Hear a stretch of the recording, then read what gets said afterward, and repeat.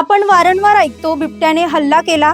बिबट्याच्या हल्ल्यामध्ये पाळीव जनावरांचा बळी गेला. कधी कधी निष्पाप नागरिकही या हल्ल्यांचा शिकार होतात.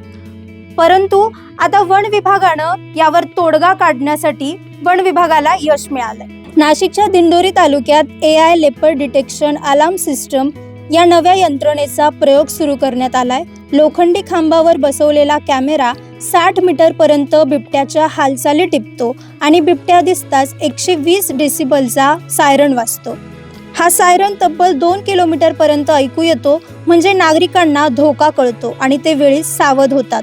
जुन्नर नंतर नाशिक हा राज्यातील दुसरा जिल्हा आहे जिथे ही स्मार्ट प्रणाली वापरली जाते. AI डेटामध्ये आतापर्यंत 1 लाखाहून अधिक बिबट्यांचे फोटो समाविष्ट करण्यात आले आहेत. हा प्रायोगिक प्रयोग यशस्वी ठरल्यास नाशिकच्या इतर बिबट्या प्रभावित भागातही ही प्रणाली बसवली जाणार आहे.